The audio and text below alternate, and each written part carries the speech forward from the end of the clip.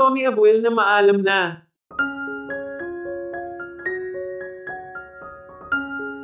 Lubos ang naging pagluluksa ngayon ng cast ng Batang Quiapo, dahil sa biglaang pagpanaw ni Tommy Abuel o mas kilala bilang Don Julio sa Batang Quiapo.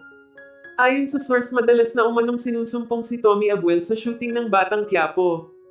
Mabilis na din umano itong mapagod dahil na din sa edad nito.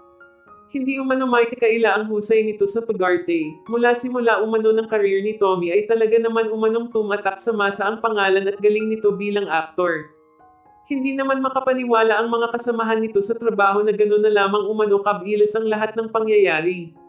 Napakabait na tao umano ni Tommy at talaga namang pantay-pantay umano ang tingin nito sa lahat, mapa-artistic man o hindi.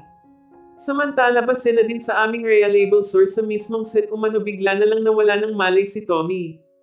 Agad umano nila itong isinugod sa ospital, ngunit hindi na umano kinaya pa.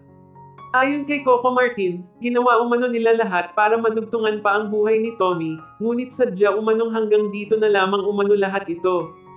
Hindi umano malilimutan ni Coco ang lahat ng pinagsamahan nila ni Tommy, super proud umano si Coco dahil hanggang sa huli, pinahanga umano siya ni Tommy dahil napaka-professional umanong tao nito.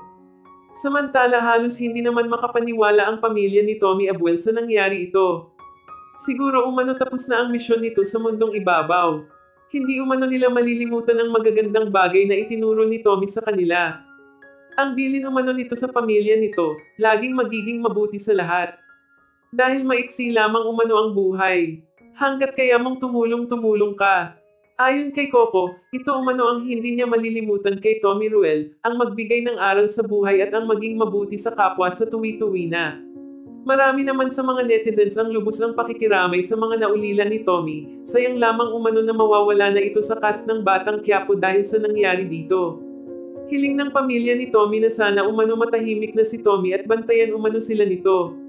Hindi umano mawawala sa puso at isip nila si Tommy Abuel.